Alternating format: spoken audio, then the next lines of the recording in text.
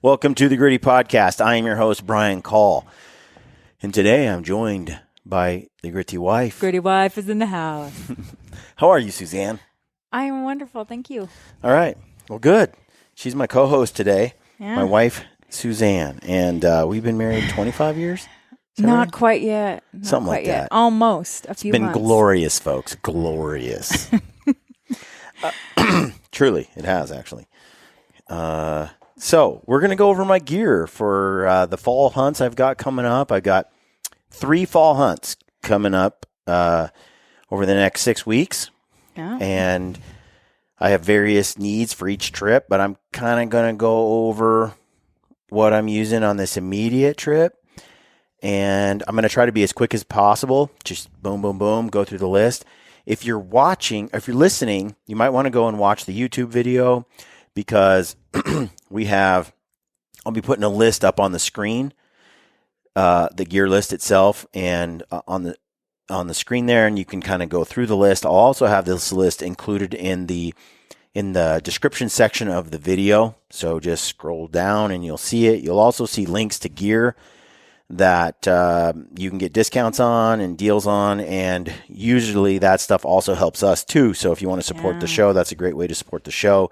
You see things you like. Before we get into that, I want to let you know that you can get 30% off at Mountain Ops between now and the end of October if you use the code GRITTY. So awesome. Yeah. it's a big deal, big discount right there. And a lot of this gear right here, like for instance, this Jetboil, we don't have a deal with something like a Jetboil, but we do have an affiliate relationship with Black Ovis. Now, Black Ovis is, if you don't know about them, they're like an REI, Sportsman's, Cabela's kind of shop. They got my good friend Kendall Card, who also is the owner of Crispy Boots. Yeah. On the U.S. distribution side, they have a lot of this gear and more that you can get at Black Ovis. Mm-hmm. And if you use the code GRITTY at Black Ovis for a lot of this stuff, like your cans of fuel or your Jetboil stove or matches, socks, like this a lot of this little incidental stuff that we use that's in our packs, you can pick up there. They carry a big inventory of stuff. And like I said, it helps them. It helps us. They're a hunting company. And it helps you. You don't waste gas. Yeah. Everyone's a hunter over there. Yeah. And so you're going to get, you're going to support a true bona fide hunting company, right here local. So in Utah. Anyway, so check out Black Ovis. And the last thing I wanted to mention was Initial Ascent packs. This is the pack I'm taking with me on this trip. I've been using this pack like crazy. I love this pack. And we have an affiliate relationship with Initial Ascent and with this pack. And if you haven't seen the podcasts I've done throughout the year on this, there's a couple of them. One where I interviewed the owners, Joe and Dennis, and kind of how they came up with the pack. It's a good show. And then I've done a couple of reviews where I've gone back and forth and kind of described my experience with it. I think it's a stellar, killer pack. It has a lot of cool features that are unique to this. Especially the frame. Yeah, the frame. There's a lot of thought into the frame. And the way it carries differently than a lot of other packs do. And when you're carrying big, heavy loads, it really shines, which is what I'm doing on some of these expedition hunts. So use the code GRITTY over at Initial Ascent, and you can pick up one of these bad boys. Also, Seek Outside. I have this pack. This is another pack I love. I'm going to use this on my second leg of the trip. This trip, I love the material. I like the material. It's pretty. It's cool. Pretty sweet, and nice it's got pattern. this little Osprey pack that comes off, and so it's kind of like your top lid, only it goes on the back instead of on the top. It's got all that space though on the roll top lid to create, for an expedition style hunt, which is what I do. 10 or 12 days on a hunt can take up. You need to pack in a lot of food. And then when you kill an animal, you need lots of space to pack out your camp plus the animal. And this pack has that space. I like the material. I haven't used the pack yet. I was supposed to, but I got sick, like you guys all kind of heard about, coming down with the corona. So, and I had to take care of him for days. So, I didn't get out like I planned, so I wasn't able to test this yet. So, like I said, the hunt after this next one, I'm going to try this bad boy out. because I think it's kind of perfect for that hunt I'm planning to go on. So, yeah, check out Seek Outside too. We did have an affiliate code with Seek. It was like 5% off. Use the code GRITTY. It might still be there, not sure. But check it out. They're awesome. And we're going to get into the shelter, which Seek Outside makes the shelters we use. We mostly use Seek for almost all our hunts just because of this. They got the best lightweight shelters, teepees, and the stove combo. If you're looking for a hot tent for late season, they're just it right now. So anyway, so like I said, Black Ovis, Mountain Ops, use the code GRITTY over there. Mountain Ops, use it at Initial Ascent. That helps us all out. There's also another one I wanted to mention, Stealthy Nutrition right now, and Stealthy Hunter.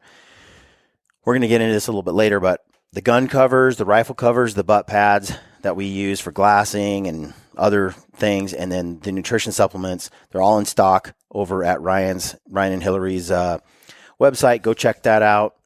Stealthy Nutrition. The links will be below, again, in the description field. So, babe, let's get into the hunting list. Okay. This is all very well organized by Hal Bryan Packs. So the first part, he just has listed hunting, which is bullets, bipod, rifle, the rifle cover, goat neck knives, binos, rangefinder, earplugs, wind checker, game bags, replacement blades, and the goat knife replacement blades. Yeah. Let me get into the rifle. I got this Weatherby 6.5 RPM, the Backcountry TI, and I'm running the, like Suzanne said, I got a Leupold VX6 on here, 3-18. The whole thing is 6.5 pounds or something like that. Yeah, it's real light. Just a little, maybe 6 to 10 ounces or something. I love the rifle cover by Stealthy. The 6.5 RPM has performed really well for Ryan and I. We have used it to kill tons of bears, a bunch of deer, and so far it's been awesome. Super lightweight rifle combo with the it could be even lighter if I went with a VX3 from Leupold. Shave a few more ounces off of that if I wanted to, but I like we're going to be where there could be a wolf. I want to be able to shoot a little bit further than I would normally. So I like the VX6. The rifle cover, you can get that at Stealthy Hunter. We have been using these now for a few years. It's just nice. It's got a foam in pad here that protects the scope with the action. You keep stuff from getting inside your barrel here. It's pretty short. You can put it on your pack, rig it so it's right about your head level. So when you're going through brush and sticks and, it's not a huge long barrel. It's kind of nice about that. And it drops the animals. So the bullets I'm using are Weatherby 6.5 RPM, 140 grain ACCUBOND. So that's the bullet. They performed so well. So that's the rifle setup. I've got the scope. I talked about that. The rifle cover. Okay, the goat knives.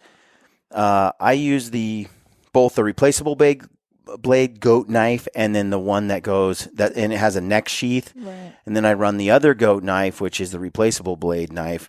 I've got it right here in this little pullout. Now, these pullouts I get from Mountain Ops. You can also pick some of these up. Stealthy Hunter has a stretchy kind of version of these. You can get those at Stealthy Hunter.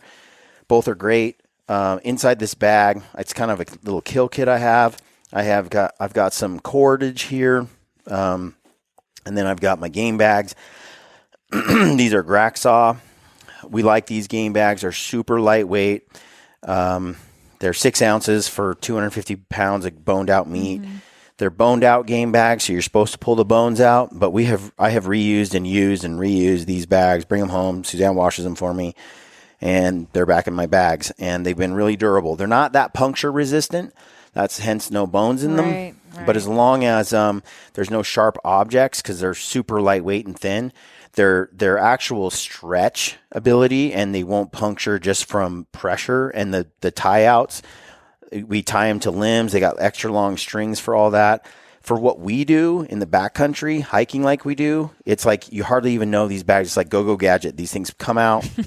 They cover the animal. We can put all our meat in these bags.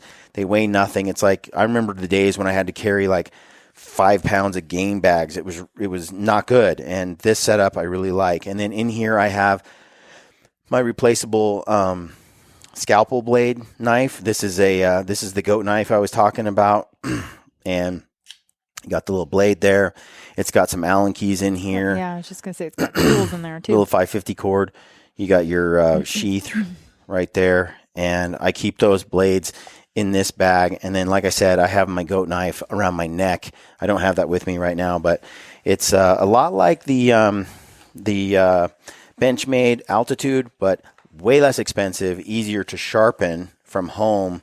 Holds an edge really well with that nitro steel.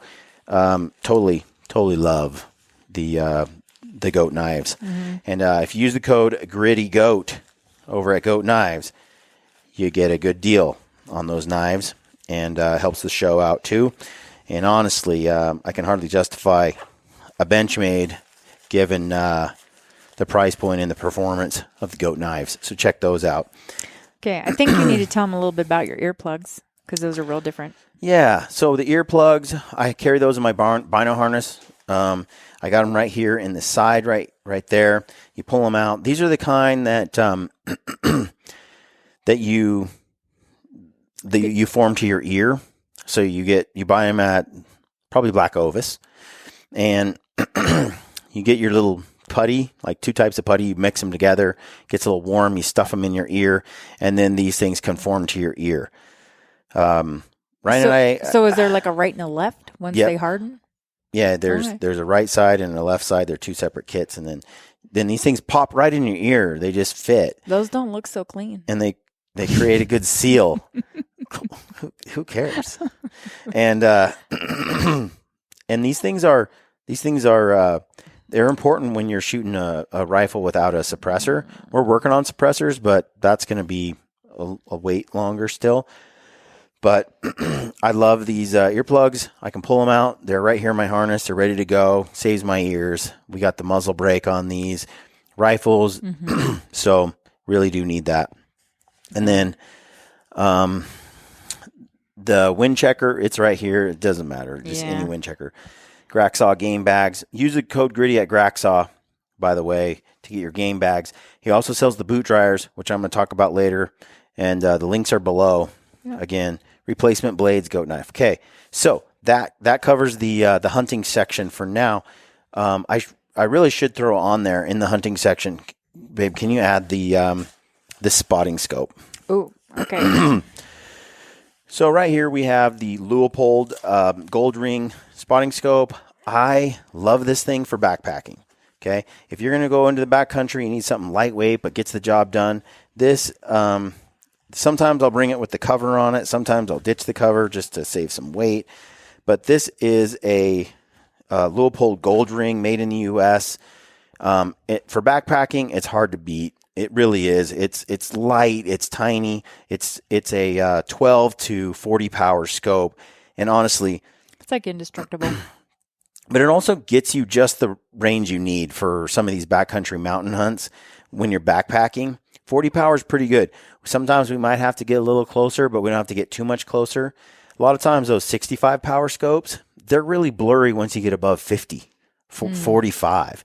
You don't have the same sharpness. Now, this gets you right there to that range. And I don't know, I found that this power is enough, and I can't really justify bringing something much heavier. And so we end up, when we're backpacking, using this a lot. And this is made in the U.S.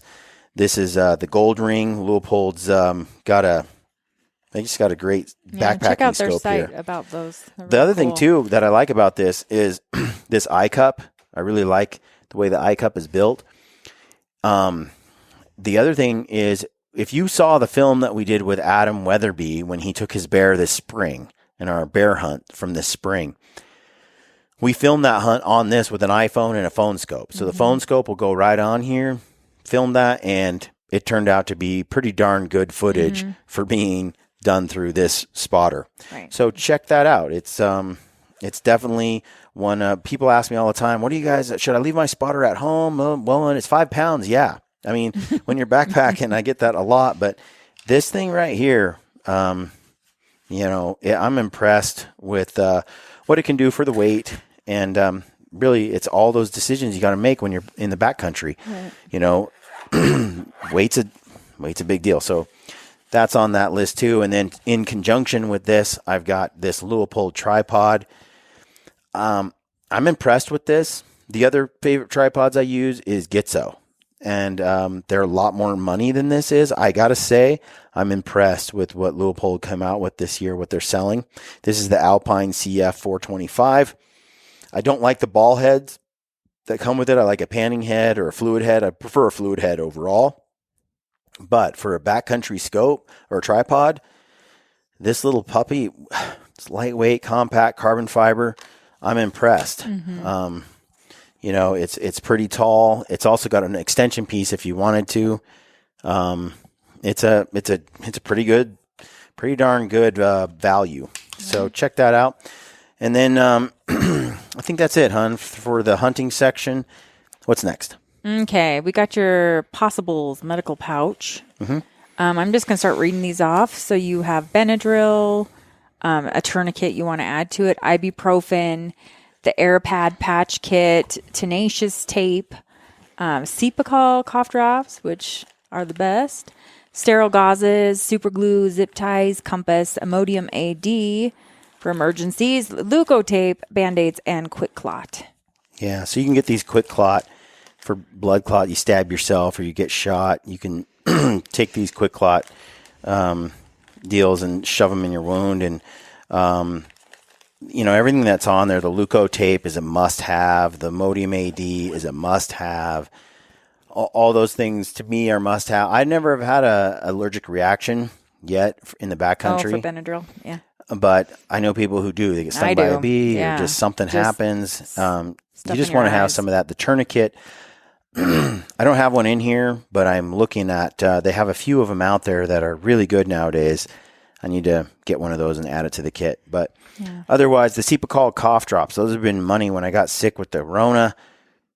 Man, they really did help with the throat. And I could see myself out in the backcountry having trouble sleeping because you pick up a cough, or just you're sneaking up on an animal because you just ran up a mountain and you got this cough that's persistent, especially with that cold air, 10 degrees, 20 degrees. You breathe real heavy, climb the mountain, and then boom, you're like, and you're sneaking up on an animal. I just threw them in there because who knows? Mm-hmm. The Sterile Gauzes, that's all self-explanatory. Leukotape, Band-Aids, QuikClot. Okay. Camping.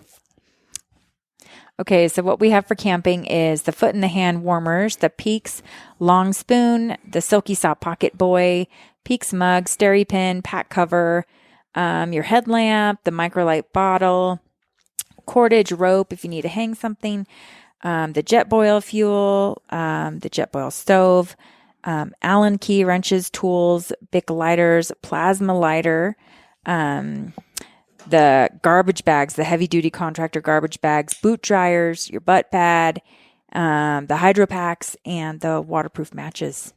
Okay. I think the hand and foot warmers, I'll just explain those real quick. I like to use those. I bring on a 10-day hunt, I might bring 3 to 4 foot warmers, and they're the full length foot warmers that heat up your whole boot. They're just those disposable. You shake them up just like the hand warmers. Mm-hmm.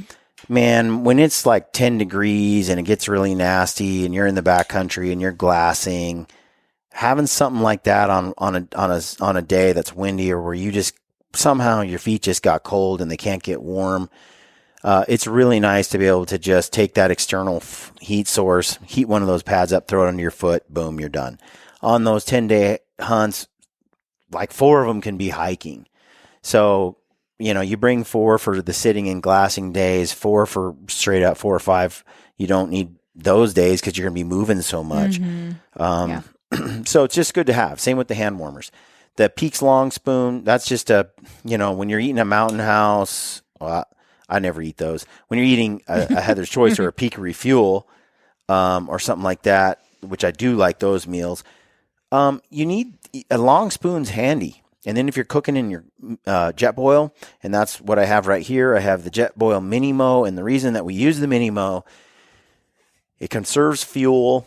It has a micro dial for simmering. Mm-hmm. And so when the gas stove, you turn it, you can just get the flame exactly how you want it, barely enough to heat it up. So it just saves fuel. A lot of the other stoves, especially the jet boil, just your standard ones, you turn them, they're either on or off. Yeah. They're either like a torch just to boil water and you turn off. Where this is better because you can really tailor it how you want the heat. Then the other thing too is it's shallow. So you notice it's not tall and narrow, it's shallow. So you can cook your own meals, rehydrate meals that Suzanne makes for me. You can get right into it. It's much better. You cook ramen in there more easily. Mm-hmm. It's just better. So, that's the jet boil. I think you can pick those up at Black Ovis. This is the fuel. On a 10-day hunt, I have brought just one of these little guys. It's good for 24 boils. It says I can usually get more out of that. Mm-hmm. But where we're going to be in some nasty snow and we could end up staying a little longer or needing to melt snow, I'll probably bring 2 of these on the trip. Ryan will always bring 2, if not more, because he cooks so many hot drinks and he's all into the coffee stuff and other things. And he's always cooking steamy, what's he got? Bone broth and all kinds of stuff. So he's all about boiling water constantly. So he uses a lot of fuel. I can get away with one of these on a 10-day hunt. Often, I might bring 2 or 1.5. So anyway, that's the fuel and the stove. This Pocket Boy, this is a game changer. Yeah. If you don't have a silky saw, Pocket Boy silky saw, you're missing out, especially if you are running a TP and a stove system. But man, you could cut the skull of a deer with this thing, skull cap it. You can cut any bones you want. It goes right through the animal anywhere you want it to go. We usually cut through joints anyway, but you do have options with this. That's nice. It cuts like a hot knife through butter. When you're out in some country where it's juniper and where we hunt, where it's the open plains and a lot of the wood is like iron, dense, like manzanita or something, you need ironwood. You need something that can really saw. This saw is incredible. You want one of these. Trust me. And it adjusts too. Yeah. So let's say you have this curve, which gives you, a mechanical advantage when you're cutting something. But sometimes you need to get, low onto something and really cut it. Well, that handle's in the way because of the curve. You can hyperextend it. It locks into place. And then you can cut like this. Mm-hmm. And that makes a big difference. So the handle's up out of the way too. So the handle's up out of the way. You can kind of flatten it like that instead of it being, in the curve position. So you got options with that. It's really cool. Japanese saw. It's Silky's made by Japanese. This is just made in Japan. It's super cool. I don't leave home without it now. It's lightweight. That's the smaller one. There's a much bigger one. There's different sizes. Just the Pocket Boy works. It's unreal. So you want one of those. Let's see. We got I got a Peaks mug, Steri pin. We've covered that in the past. A pack cover. You need a pack cover on all your packs unless you're running the Seek outside. And then this material is X-Pack kind of material, and it's waterproof. But usually, if I'm running a different bag, you can throw like a pack cover on top of it, and it usually each company sells one. If you're running a Stone, they got one. You run an Initial Ascent, they've got one, and you just throw those covers over the top of it. You want it because you do want to keep that bag dry. When you get in a torrential downpour, it gets heavier when it soaks up water. Need a pack cover. Right. So what's the difference between the Bic lighter and the plasma lighter? So I've got those right here in the top lid. I've just got a normal, kind of Bic lighter you get at the gas station, whatever. I got a few of these in my bag at all times. I got some matches, waterproof matches. And then I got this plasma lighter. This one's pyro putty. And the way that it works, it's like electric. It doesn't go out in the wind. Nice. You can recharge it, and it's just another fire source for an emergency if you get into a bind. Nice. Okay. Did you want to talk about boot dryers?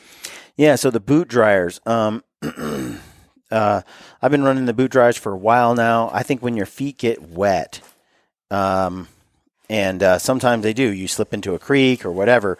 When you're deep in some backcountry, you've got a problem because you're there for 8, 9, 10 days. And if you're wearing a full grain leather boot like this, which in later season I am, this is a crispy Wild Rock, fully insulated boot. This has been the boot for my late season hunts, bar none, the warmest, nicest boot I've used in the late season. I was on a hunt with John Barklow years ago in the Cassiar Mountains, and I was riding horses, moose hunting back there, and I had an insulated Nevada, but I was suffering. My toes were freezing, and I had lost the feeling in my toes for about 3 months when I got back. It took a while to get my nerves back. There was some damage. Yeah, I was worried about that. It sucked. But riding horses and the wind and the boots would freeze, they'd get wet, the leather would get wet. Anyway, it was a problem. I turned to Barklow after like 7 or 8 days up there, and I said, well, how are those boots working out for you? And he turned to me and said, honestly, Brian, this is the first time I've ever been on a hunt this late in the season where I didn't even think about my feet once. And I was really jealous and wanted to punch him. But these are the backcountry boot, the late season boot that I prefer. And then I always throw like this stuff on there. This is the crispy waterproofing cream, or boot conditioning waterproofing cream. Mm-hmm. I put that on my boots after each hunt, and try to get the leather ready to rock so it's sealed up and good. And a boot like this does not dry out. If you fall into a creek, or something goes bad and it just gets soaked inside, or you just sweat a lot like I do. You sweat 3 or 4 days in a row, just gushing. A lot of adrenaline when you're in the heat of the moment and everything, and I gush sweat, right? Yeah. Mm-hmm. Like a lot. I don't think people realize. Even with scary movies. I don't think people realize. His hand sweats too. My hands and feet just gush sweat. Well, that's where my friend Austin over at GRAKKSAW, who makes the game bags, right. They built this little puppy right here. And this is a little boot dryer that I am absolutely in love with. And these boot dryers, you just stick them right here in your boot like so. And they're just little fans. That's all they are. And they just tuck in right there. You can lace it up. You just set them in there so they're like so. And they suck air into the boot. You run them on both boots. And then I use a dark energy charger that I plug in here. And we have a deal with Dark Energy too. Use a code GRITTY over at Dark Energy and you'll get a discount. Same at GRAKKSAW. Use the code GRITTY, you'll get a discount. These have been game changer. Mm-hmm. I gotta say, I'm really glad Austin made these. I hadn't seen anything on the market like this. I can justify backpacking with these. Mm-hmm. They make a huge difference. And the way that I do this, and I've said this before, but I'll say it real quick. I run a tripod inside the teepee. The teepee has heat because we're running a titanium wood stove in there. The heat goes to the top. These leather boots, they'll dry out on the outside. In fact, they'll shrink the leather a lot if you try to get them really hot. But it's really hard for the inside of the boot to warm up because it's insulated, right? And it's leather. And the heat just won't go through the boot to the interior. It's just it won't do it. But that's where these fans come into play. So I'll set my tripod up so it's way tall into the peak of the canopy. I'll hang my boots off of them up there, and I'll put these dryers in there, and I'll hook up my Dark Energy charger, and I'll run it for 15 or 20 minutes, an hour at night when we're making dinner. And then in the morning, that's where it really shines. I'm spoiled now. I'll turn these things on in the morning while the stove's going in the morning. Ryan and I'll have breakfast or whatever. We start to get ready to go embark on the hunt. And when I pull my boots down to put them on to go after whatever, they're warm. They're hot inside. They're like supple, warm leather boots. And I have found that my feet are warmer all day long if I can start out with them being warm the moment I put the boot on. Yeah. That way I'm not trying to get warm over time. It's made a huge difference. So these things, they're worth carrying. Get them at GRAKKSAW. Nice. Use the code GRITTY. Okay, so that's I think that's that section. Did I miss something? The Hydrapak bladders? Okay. Bladders. The bladders are right here. This is a Hydrapak bladder. We've been using these 3-liter sizes for a while now. I've got 3 on this hunt because I might need 9 liters plus my water bottle. This is the water bottle I use. This bottle is insulated. It's a little bit heavier than an Nalgene, but I don't care because my water will stay lukewarm, cold, hot, whatever I put it in there as, it'll stay that way. And when it's late season and everything's freezing, you really need something like this so that your water doesn't freeze. So I can mix up a drink. I can have a hot drink in here, hot cocoa, whatever. I can have some Ignite, some Stealthy Nutrition E-Charge, mix it up, have a cold drink, whatever I want, but it won't freeze on me. And then if we need to, we'll melt some snow if we run out of this water bottle. But you need something that's insulated, and that's where this puppy comes in. Well, don't you also need that when you're using the SteriPen? You have to have something. Yeah, like that, when you use the SteriPen, which is the by the way, I use the Classic. That thing's been indestructible. That's the one you want, except now you want the one that Ryan has that I don't have, which is a SteriPen that's super lightweight. It's tiny. It's rechargeable. And he started using it last year, and it's been crushing. I went to REI and some local stores to try to find it, and I couldn't find it. And they had all these other versions of the SteriPen, but not that one. Right. So I don't know exactly where Ryan got it. I looked it up online. I'm gonna have to keep searching for it, but that thing has been great. So I want that one because it's rechargeable. I don't want to have to pack batteries or have spare batteries. I want everything I take up there to be rechargeable moving forward. So I'm working on that. So that is my headlamp in there. Yes. So that's another thing talking about rechargeable. So I have this black diamond headlamp, which I've had for like 8 years now or something. But Peaks is coming out with a new headlamp. But this is a prototype that Ryan and I have been using for quite a while. And we finally got it, I think, kind of nailed down. And this is a prototype. This isn't the final version. But this thing is rechargeable, and it's got this battery in here that lasts forever. It's got a really bright light. One of my beefs with headlamps is, I'm always conservative. I like the light to be brighter when I'm in camp. Oh, heavens. Sorry, honey. Brian. Sorry. What? Huh? So he wears this around the house in the daytime, people. So it's got a real nice bright lamp. It's got good memory settings, and then you can dial it down like this, and then you can go to red light too and dial it down, lighting. And then it'll remember your last setting, and so you can turn it on, turn it off, and it's got some custom dimming options. I like it. It's indestructible. We've beat the crap out of it, or at least we've tried to. Haven't broken it yet. It's rechargeable, and that's a big deal. Although the battery is large enough that I use the heck out of it and haven't really had to recharge it on any trips yet. So it'll last a whole trip, and I've never had headlamps do that, especially when I'm in places like Alaska and it gets dark. It's dark like at, it's only light for 6 hours a day, and so your headlamp is getting used a lot. It was awesome for that. Now, this Black Diamond, they do, I think, have rechargeable ones now. This one weighs about the same, I think. But I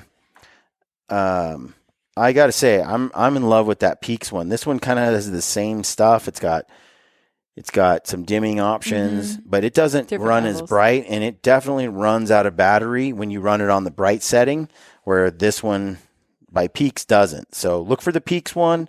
It'll be out soon, if not already. Use the code GRITTY over at Peaks, and you'll get it for a deal as well. So check that out. And that's it, right? You think that's good? Butt pad. Talk about this? Yeah, we should.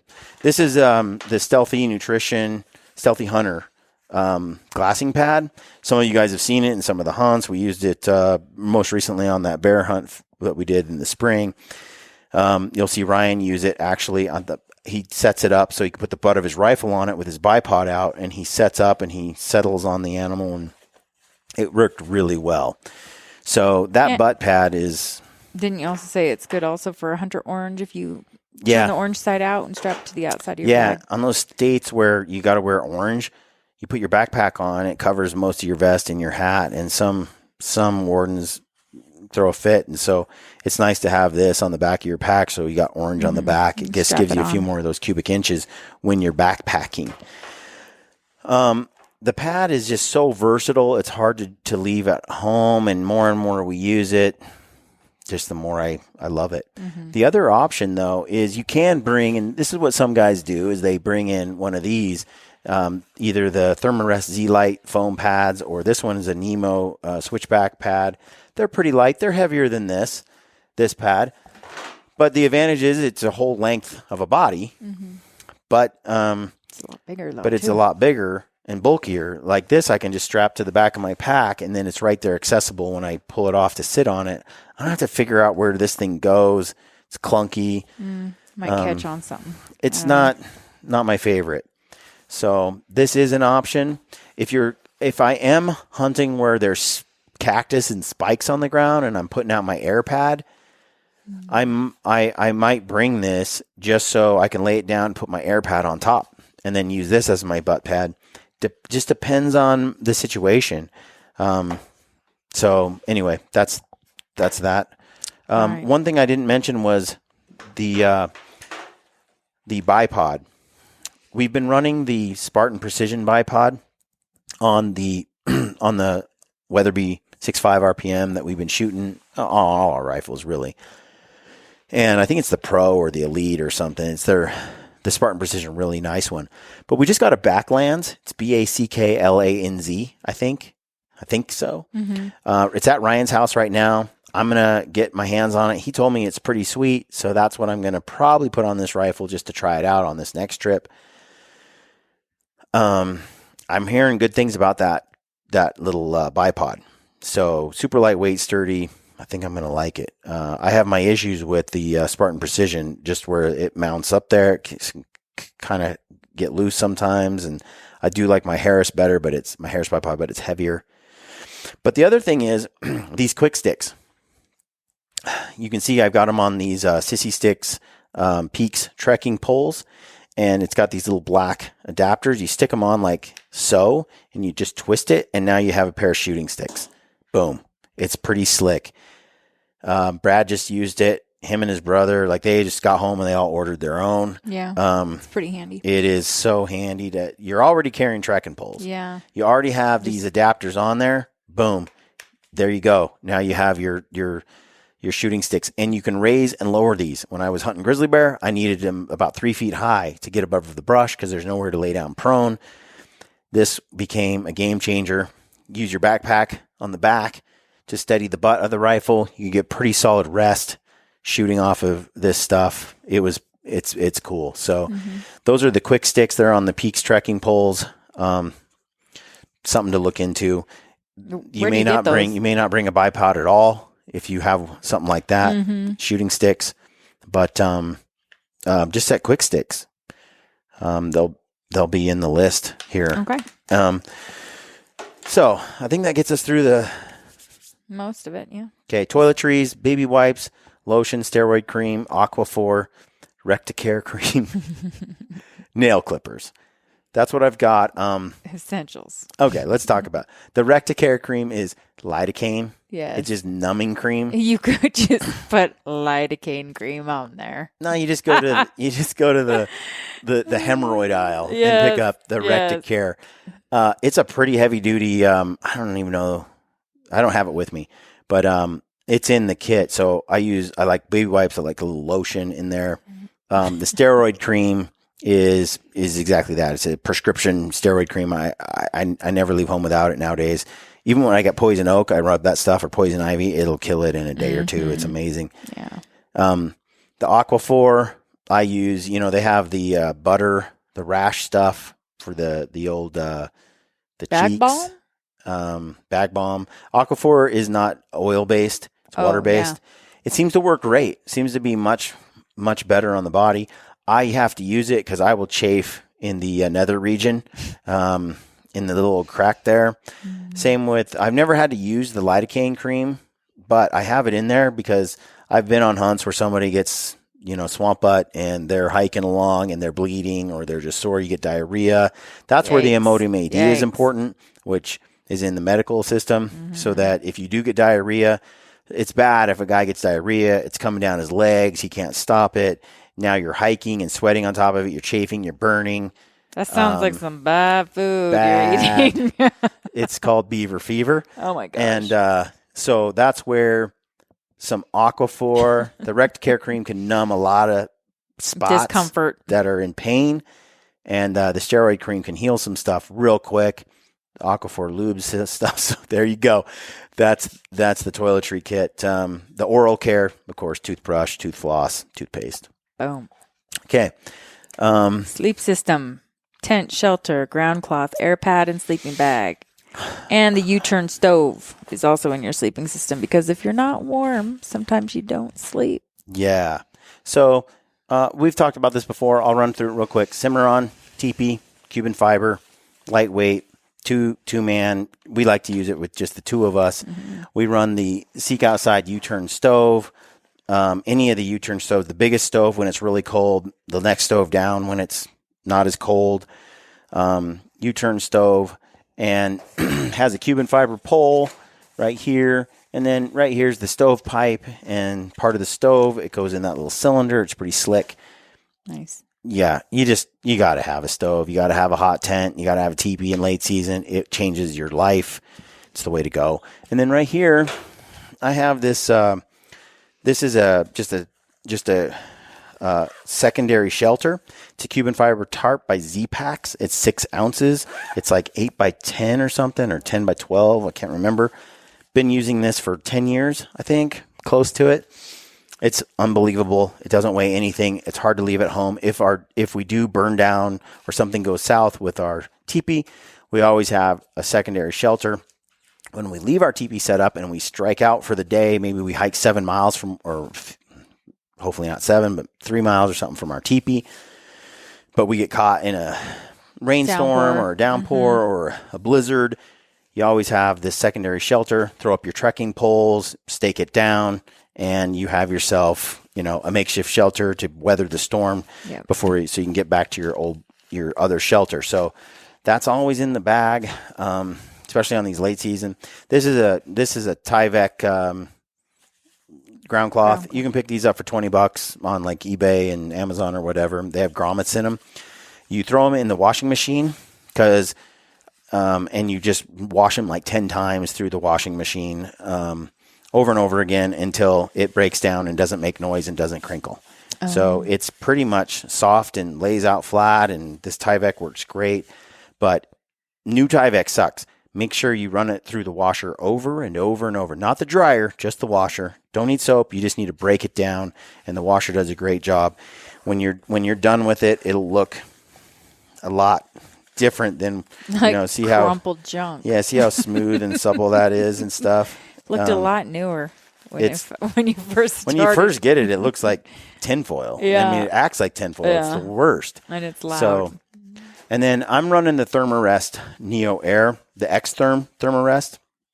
The Xtherm is their warmer, like insulating air pad. This is the one I recommend for late season. Just keeps you warm, man. It's the way to go. And then I'm running this. This is a Western Mountaineering Badger. I think it's a 20-degree bag. And I've run the Stone Glacier Chilkoot. That's another bag I like. But I don't like the cut of the Chilkoot because it's like a stovepipe to just above my knees. And then right as it passes my knees, it flares out. I need it to flare out at my ankles so I can spread my legs, not above the knee. So my anatomy doesn't like it. Lampers runs the Chilkoot and loves it, and he doesn't have that problem. He has skinnier, less bow-legged legs. Some people like to be tighter in their bag. I don't know. Yeah, I can't stand it. So, Western Mountaineering Badger, I like that one. I like it better than the Chilkoot. But Chilkoot has some treated down. I don't think that does. But I haven't got them soaking wet enough to ever know. I got them wet, but they dry out real quick when you run the stove. That's another reason why the stove is so important. You can dry everything out in the morning and the evening. you have a lot of condensation in the morning when you wake up on certain hunts, but you just crank up that titanium wood stove, the whole place heats up, your bag dries out, you're ready to go again. All right. So. All right. Are we going to go to clothes? Yeah. Clothes? Is there clothes and wear gear are different? Yeah, the clothes are what goes in my backpack, Oh. and then my wear gear is what you're wearing on my your body. Okay. Yeah, and I just keep them kind of organized that way on my list. That makes sense. So, folks, I keep this list, and this is in the Notes app on my phone, and you'll see on this, everything that's checked turns yellow and it's get a check mark, and then the buttons that where I haven't, basically, if I've packed it into my backpack, I check it off. When I know it's in there, I check it off, check it off, check it off.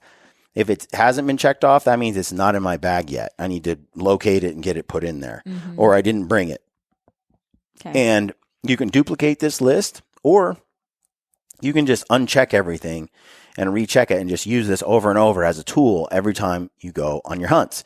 You just check all those boxes. Smart. And or uncheck them, and you just reuse it over and over again. So it's a checklist for me in the true sense of the word. I just go in here, I look at it, and as I load it into the bag, I check until everything's yellow, and then I know I got everything I need for my hunt. This is very efficient. Thanks, babe. I get my grocery list from Brian that look just like this. Yes, that's right.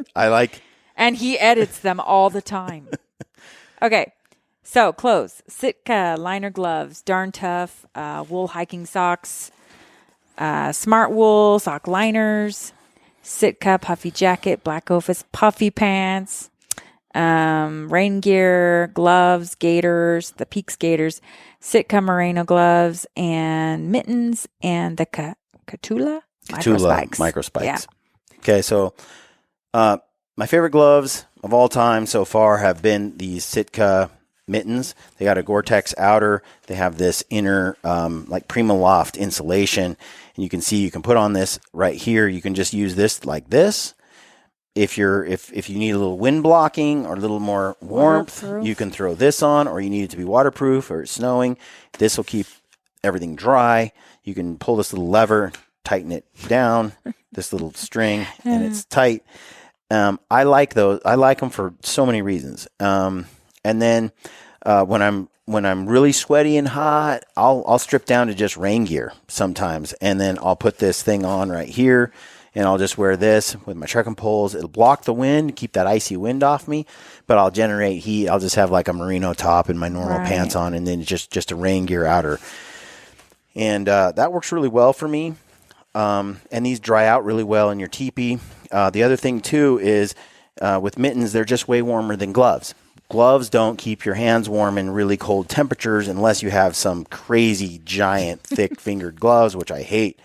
Mittens, keeping your fingers all tight together in a little warm pocket. Mittens are man-made. Mittens are the bomb. Okay, and then what's cool about these? I'll pull this toggle up like that, and I'll just put my mittens around my arm like this. I'll have both of them like on there. So sometimes you just got to take your gloves off. And you got a backpack on, you got trekking poles, you got all your stuff going on. You're like, I just got to take these off and get my hands free because I'm filming something. I need to push the buttons. I'll put them right here, and I'll have them like that, or I'll always have them real handy to grab, and then I can quickly like take them back off and put them back on my hands again like that. So that's kind of how I like to run these mittens. Been really handy for me. I've had these for years. I don't know if Sitka's still making them. I should order a bunch more so I never run out. Well, and your hand warmers fit in there really well too. Yeah. And then right here I have just this plain old insulated Gore-Tex glove, because sometimes you do need your fingers. Sometimes it's not that cold. It's just cold enough, and you want to just run your binos or your optics or your camera or something. You can put on a nice warm pair of insulated gloves and then still do your camera work and stuff. So I just bring both gloves, good sets of gloves are just key. And then I wear these merino gloves right here for just they're just some plain old merino thin gloves, making drinks in the morning just to take the edge off, building the fire, whatever. I'll throw these things on and wear those. So that's kind of the gloves. And then the Darn Tough socks and the sock liners. They quit making these. Just any wool outer layer, Darn Tough, Farm to Feet. I like those. First Light, they make a great wool sock. And then these are the holy grail of socks. This is what's key. So these are the little smart wool with the little man on the back. These are the zero cushion classic socks that they sell. They had these for years. I got them back in 2007, 6, 8, 9, 10. Then they quit making them for some reason. And it outraged the wool sock community. The community of smart wool fans. And so they brought them back like last year. And they'd been gone for years, and everyone was bitching about how crappy the third, fourth generation ones were. So they just went back and started making the old originals again. And you should get them while they still make them. I bought like 20 pair because they lasted like 10 years before. I wear them every day. I have them on my feet right now. And my normal shoes, I wear them constantly. So those socks are key. Do you want to talk about your puffy jacket or your pants? Yeah, let's talk about the puffies real quick. I love this system by KUIU. I was just wearing that jacket. Thanks, babe. So this is the down vest, the KUIU Quick Down or something. Vest, yeah. I wear this vest, and then let's say, well, this isn't quite warm enough. You can put on the next layer, which this is the Super Down Ultra. Throw that puppy on, you're like, oh yeah, that's great. Oh no, I'm not quite warm enough. And this layer, and each of these layers just are already pre-built to kind of fit each other. So this is the Super Down Pro. So I don't have to get bigger and bigger jackets. So you just buy one size. Yeah, you buy the large, and these are all integrated to work together. Nice. So each of these layers, you zip them all up, and you have. You feel like you're wearing nothing though. It's super light. It's so lightweight, and there's so little loft, and it's so comfortable. And I love this setup. Now, I don't have a hood on, if you notice, on any of these. Yeah. And I want to get a hooded version. I don't have that at the moment. And this next hunt I'm going on, it can be 5 degrees sometimes, and then just ripping wind, and you could be freezing to death. So. On this trip, I'm bringing this down and this down jacket, or this vest, the two KUIU right here. But this big KUIU jacket, I'm thinking I'm going to leave it for this hunt, use it on the following hunt, because this hunt can be life or death sometimes, and the wind is really the killer. And this is the Sitka wind stopper down with a hood. So you can throw the hood up like so. But it's a serious coat, though. It's so bulky much and heavy, but it's got the down built into it. It's got the wind stopper, and it's super. It blocks the wind like crazy, and the hood is so critical. I think when it's just freezing cold like that, you gotta have a hood. You gotta have it. Yeah. So for this hunt, I'm gonna go ahead and bring this, and then on the more mild weather hunt coming up, I'm going to switch back to this KUIU Super Down. This is just so the KUIU stuff is so lightweight, compact, and yet warm as heck. So if it wind blocked a little bit more, and if it had a hoodie, I'd be taking that. But just because of this particular hunt, and I don't have the KUIU hoodie yet. And I want to test that a little bit in other conditions before I just get dropped off somewhere in gnarly weather and hike horseback in and then not have an adequate option outer layer. Now, you can always block the wind with rain gear. And that's the other option too, is I could just don my rain gear every time the wind is kicking up when I'm wearing my KUIU setup. And if I really wanted to shave 10 ounces or so, I could do that because that jacket's a lot lighter. But I don't like to wear my rain gear unless it's raining. So this right here, I'm impressed with it. This is the Sitka Dew Point rain gear. I haven't run any of the other stuff. I used Chugach years ago. I liked it. I didn't like the First Light stuff, but admittedly that was 4 or 5 years time ago since I used it. Yeah. And I think they probably improved their stuff since then. Yeah. But Sitka, with this dew point, they crushed it. This is the pant. It weighs nothing. It's got a nice cut. It breathes, and I've taken it and tested it now, and it's been awesome. Heavy duty. It handles the job. And it packs really small. Yep. Jacket's the same. Packs really small. Weighs hardly anything. My biggest complaint about rain gear, especially like the Stormfront stuff, my Sitka Alpine, I have a number of Sitka. The Kodiak version, that was the dress that you look like Swiss Miss in. That's another one. But this rain gear has been awesome. So for now, that's what I'm running. And the jacket's like $400. I think the pants are about this somewhere in there. Mm-hmm. But man, it weighs nothing.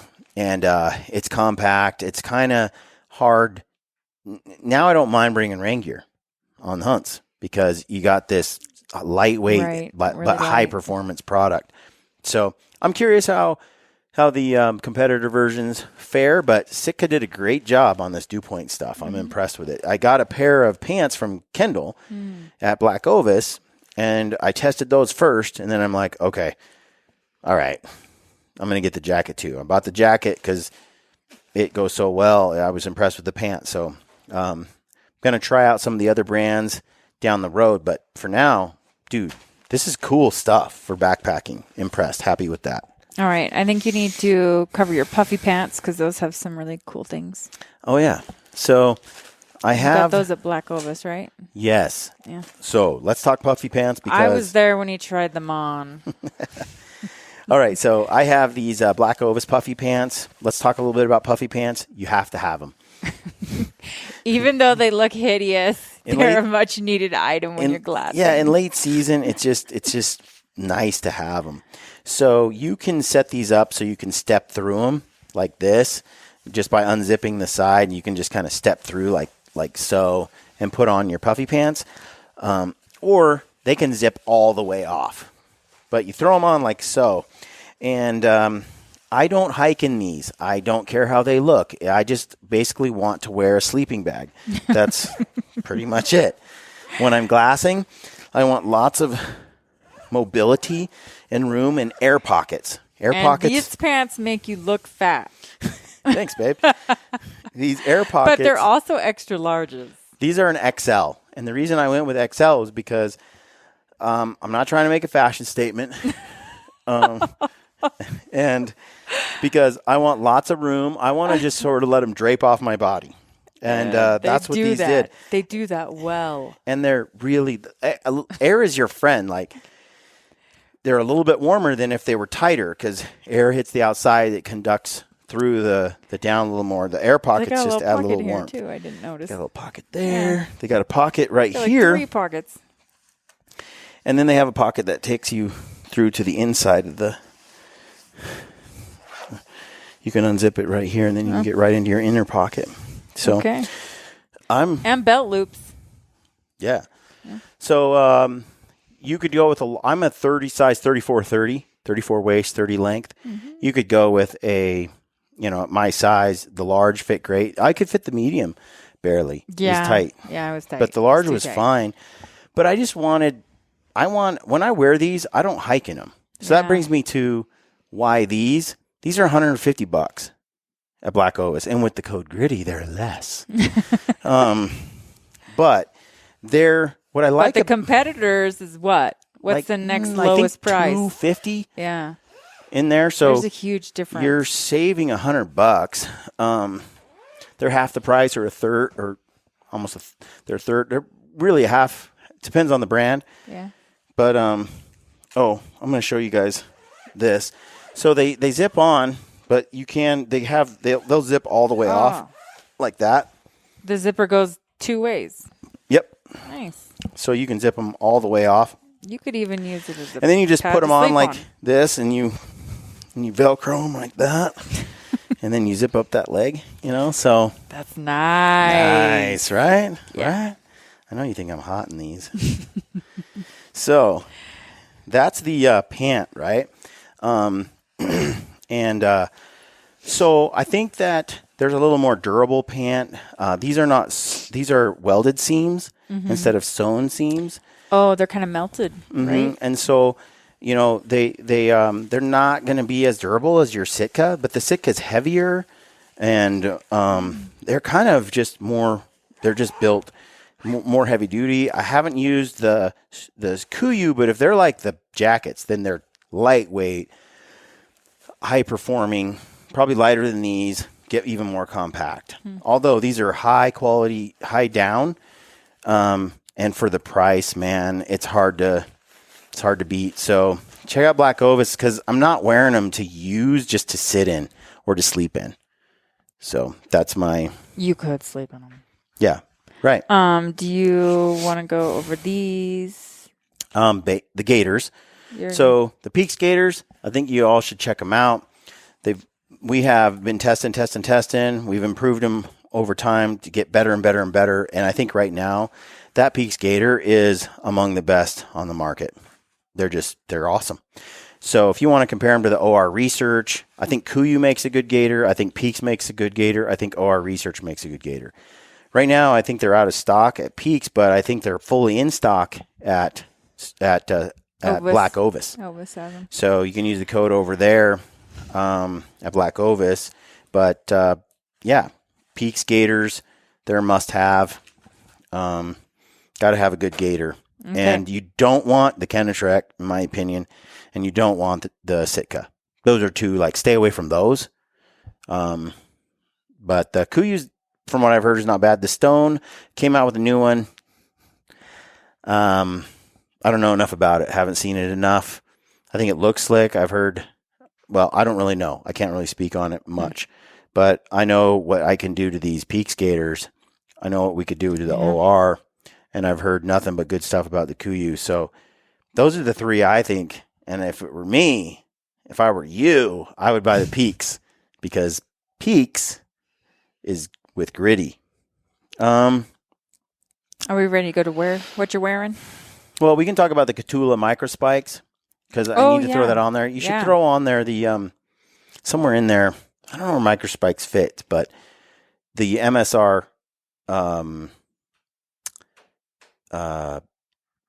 snowshoes. Oh, yeah. So I'm either going to be running on the next hunt the Catula microspikes because of the country we're in, or the snowshoes. And when you get the snowshoes, you want to make sure that because you don't want to be post holing knee deep, crotch deep into the snow. And where I'm headed, that's happened to me before. It's a nightmare. With snowshoes, I can get back in there. You want to make sure it's rated for whatever your max load is going to be.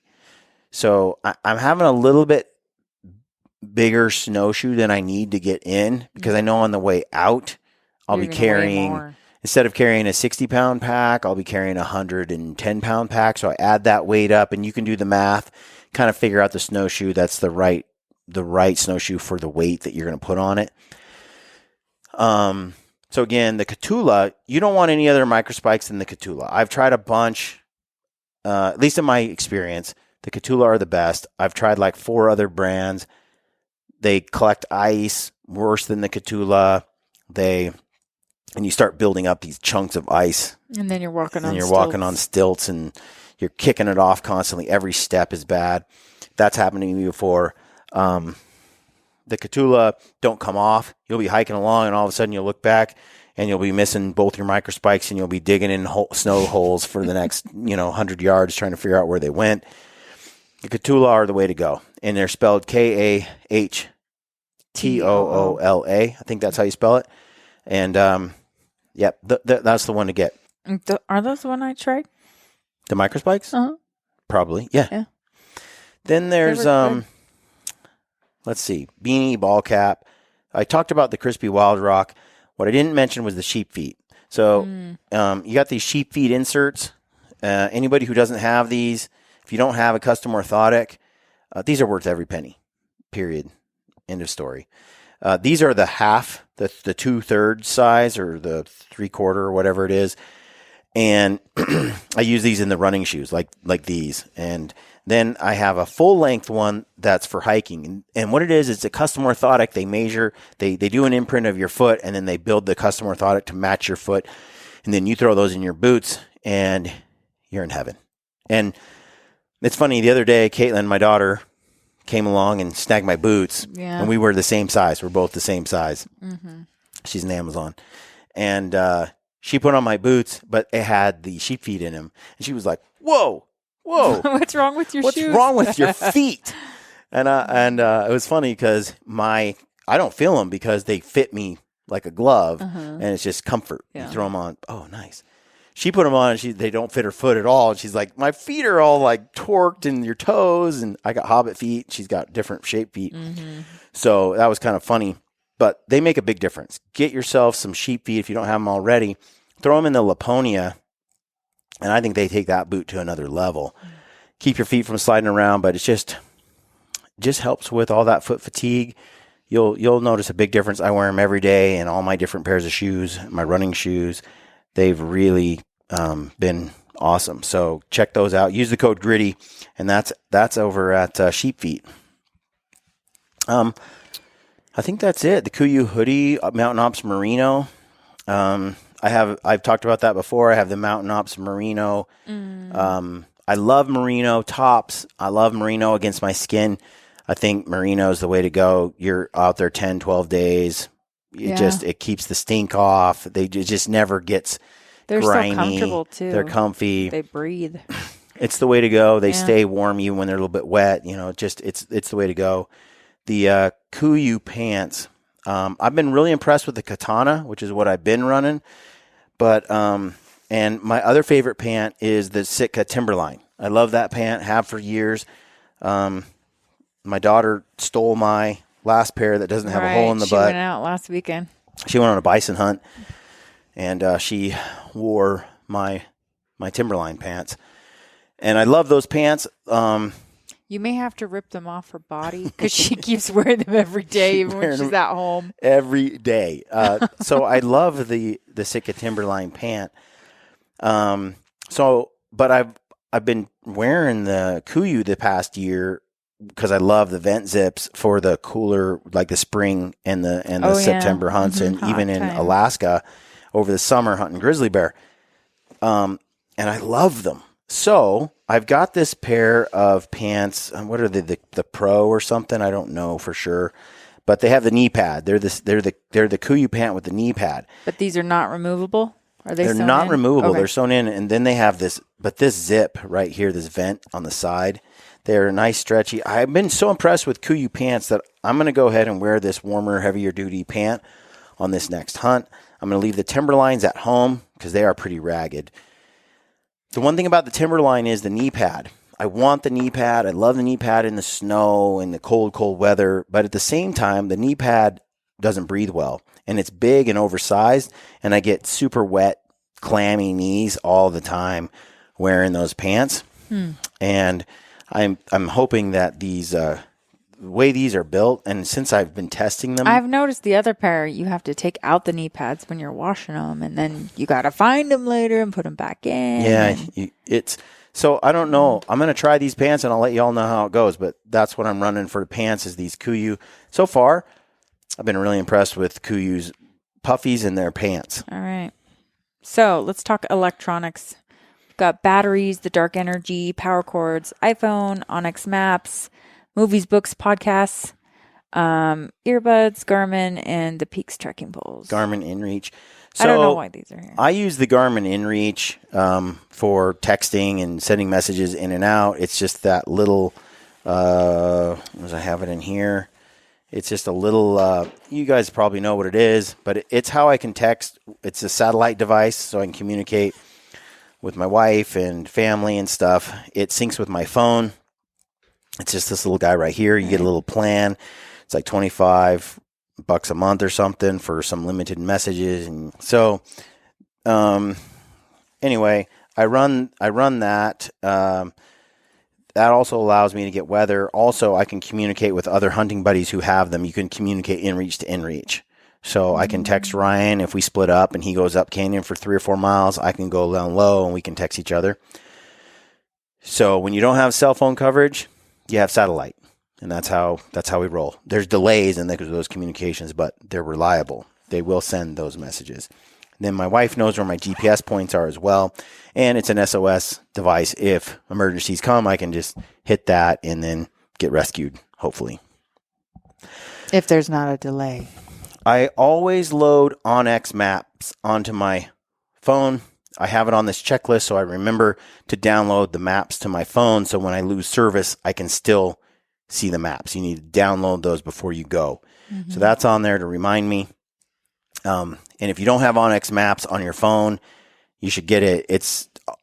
I don't know how we hunt now without it because it's such a useful and powerful tool.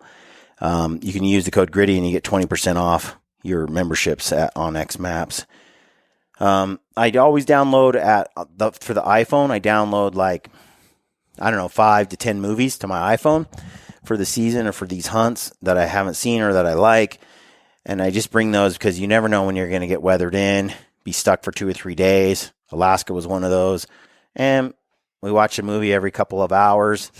That was kind of cool. I always bring audiobooks. I also bring Kindle books that I can read on my phone. And then I bring podcasts. I download some podcasts beforehand. I really enjoy reading. I really enjoy listening to books. I do enjoy good films. So I'll go and take some time to gather that stuff up so that my phone is loaded with content, mostly books I've been meaning to read but haven't had the time to get to. Right. And it's a chance for me to sit there in glass for 6 hours and listen to a great book that I haven't really carved the time out for. And then I can read at night on my Kindle and when I feel like doing that. So it's nice to have all that stuff ready to go. You need spare batteries. The dark energy chargers, that we've been using those for years. I highly recommend them. We have an affiliate code with them. Use the code GRITTY at Dark Energy and you're going to save. The dark energy chargers have been bomb-proof. Ryan has 3 or 4. We usually bring 3 or 4 on these long extended hunts, 3 of them or so. Didn't they say you could drive a car over them? You can drive a car over them. Yeah. They got waterproof with the door closed under a couple feet of water. Yeah. They just last. I don't think we've ever gotten new ones. I've used it. No, we've had ours since the beginning. Yeah. The anchor chargers, I've had those go dead lots of times to the point where, and some of the other brands. Yeah. So dark energy has been forever. They have just stuck around. And the power to weight to durability. It's about as big as a cell phone. They're pretty. There's one right here that I'm recording with that's plugged into. It's kind of tough to beat. So that's what we bring as our chargers, and that's what I use to plug in my phones. I charge my headlamp with that. I can charge my camera gear, my microphones. I run my boots. Now, the boot dryers, going back to those, by the way, they don't use any electricity at all, I swear. You can run those things forever, and they just won't use any electricity. So I don't even count those as using electricity. They use so little power. That's pretty much it. There's just maybe your raft and camera stuff. Yeah. I have spare batteries on here for different things that I'm using. Okay. So I am going to be rafting on one of these trips, probably, or I might need to just cross a river. Now, if I am actually rafting where I'm okay, we're going to go a couple miles, 10 miles, 20 miles, whatever in a boat. This is what I've got. I have the Alpaca Raft Mule. This is 7 pounds. Ryan has the Caribou, which is 5. I think I might try to get a Caribou going forward for some hunts. This is a great size for an elk, but I could probably, for mule deer and bear, I could go down to the Caribou and I'd shave 2 pounds. Off the size of the raft. Now, the rafts can be bulky. This is my raft all rolled up. I stick it in my backpack. But they're huge. That's 7 pounds. It's a commitment. Yeah. But it's a full-on boat. Yeah. And it's got a cargo zipper. I can throw my gear in there. we might raft like 10 miles to where we want to go and then raft like 7 miles out of that area. And when you have that kind of option, it's just really cool because we start looking for hunt opportunities that you wouldn't otherwise be able to get or have that same adventure. Right. So that's my raft, and I have these ACCUBOND whiskey paddles. So these are my paddles for my raft. Hi-ya! Don't hit me on the head. Watch out. Jousting tool. So I beat the crap out of this. It's super lightweight. These are my paddles. They actually come out into 4 sections. Like I can pull this piece off too. Okay. So they'll get even shorter than what you see right here. So that's my paddle. And then I have the water can splash in on you. So the last couple of years, as we've been rafting down, I've got this life jacket, which is, what is it, the Mustang, or what do they call this thing? Mustang Survival. So you got this life jacket. It goes on like so. This one has a little pull lever, and it has a CO2, which will instantly inflate it. It actually comes open like this. Each side opens up, and then it inflates, like so, and then and this thing blows up, So they didn't have. I want to get one that's just the valve because I don't need to carry the CO2 and the extra weight there. It just takes a second to blow it up. But they do have this, so you can just leave it deflated, and then you can just pop it if you needed to. Mm-hmm. But these are about a pound. So that's, and my paddle's about a pound. So that's 7, 8 pounds. 7, 8, 9. That's 9 pounds for that raft system. Mm-hmm. And then not quite that much, but somewhere in that. I'm ballparking. I'm rounding up. But then right here you have these Chota hippies, which are like a wader. We use these in Alaska hunting grizz. We cross rivers and streams and mud holes and your constantly. feet don't get wet? No. Oh. These are just waterproof. So you slip it on like so, and just like this. Whoa. Pull this little baby right there, and then boom, you're waterproof. And I crossed this river in Alaska with these on, but the water went above them. Above the water line. Up over my crotch. I still got a little wet in the waist, but these things are awesome. When you're in wet country and you're crossing creeks and riverbeds and swampy spots constantly, these will save your boots getting wet. Just takes a minute you don't have to shed your socks when you cross a stream. That way it's faster. Just take your boots off, throw this on, cross your river, throw your boots back on. Otherwise, if you use Crocs, you got to take your socks and stuff off, and I got a sock liner and then a sock and then my boot. Right. And every time I do that, and then I got to dry out my feet, get my socks back on, get my boot back. It just takes time. Mm-hmm. These are pretty handy. They don't weigh much.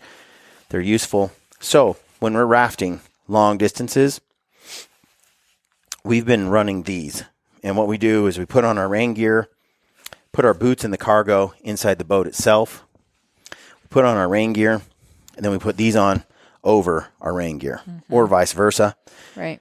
And then what you got is, as you raft down the river, you got this stuff on. You don't really get water through your rain gear where your butt is. There's a little seat pad in the raft, and you can raft for miles and miles and miles, and you stay pretty dry. And any dampness you do pick up or any water that sneaks in, you'll dry it out in the tent that night. And when it's 10 degrees outside and you're floating an icy river, having these little waders are really nice. They do have dry suits, and they're like 1.5 pounds or 2 pounds or something. Who makes these? These are Chota hippies. Oh, that's right. I think they're Chota, CHOTA, outdoor gear, Chota. These seem to be more useful. We have a few streams that we end up having to cross at times as well. So we tend to bring these to cross streams, and then that's really saved us. You could bring the dry suits, but the dry suits are like $1,000 or something, and they weigh about the same, a little bit heavier than this, but it's a full-on dry suit. Yeah. And you can float those rivers like that, but these are way cheaper, and they pretty much get the job done with a set of rain gear, which you're packing all that anyway. Right. And when you cross a river, you don't necessarily want to throw on a dry suit, although you could up to the waist and then just cross or something. So I don't know. I think if we go do a real expedition thing in Alaska or something, or Canada, hunting caribou or something, we'll put on dry suits. But in the meantime, these little waders do the trick. Right. So that, I think, is the whole thing, besides camera gear. Mm-hmm. I think that's kind of the whole kit. So what we're doing right now, I'm going to go ahead and I'm going to load all this stuff into my pack. Some of this, I don't really, like, I'm not bringing both spikes, micro spikes, and MSR snowshoes. I'm not bringing maybe the boat on some hunts, some I am. I'm going to mix and match some gear depending on the needs of the hunt. So what I'm going to do is I'm going to load everything into my pack, get it all situated. I'm going to get my food. I'm going to do a food podcast as well, get that all figured out. And then I'll get back here and I'll throw onto the end of this show what all this stuff weighed, what it all turned out to be. This is my actual hiking weight into the woods. And I'll show you kind of the list that I settled on for this particular trip. And because some of this gear is split too. Like, Ryan's going to carry the shelter probably and the stove, while I'm going to carry some camera gear and other products, other things. So we might bring only one stove for cooking food and multiple canisters. We may not bring two stoves. It's just the two of us. Stuff like that. Anything that's a duplicate that we don't technically need, we don't need two shelters. We don't need two wood stoves. We don't need two cook stoves. We don't need two, I don't know. So what we can do is we'll mix and match that but I'll let you know, hey, this is what I'm going to expedition hike on the next hunt with. This is the weight. So you can just get an overall total weight figured out. And hopefully you find this whole podcast useful. Like I said, lots of codes and affiliates down below for some of this gear. Some of it not. Shop at Black Ovis if you can. Use the code GRITTY there. You get 30% off at Mountain Ops right now. If you want a merino hoodie, you want some workout clothes, or just some Ignite Yeti, some supplements, blaze shots. It's all there. Use the code GRITTY until the end of October, and then that 30% is gone. Mm-hmm. And gosh, hon, I think that's it. Thanks for tuning in, folks. Thanks. Stay gritty. Okay, all right, I'm back.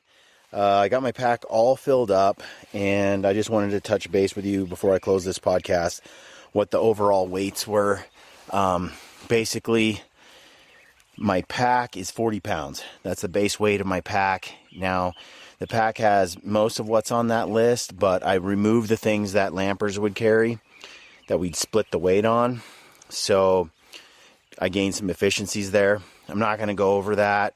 It's basic stuff like the stove or the tent or the shelter. Like, we split some of that stuff up.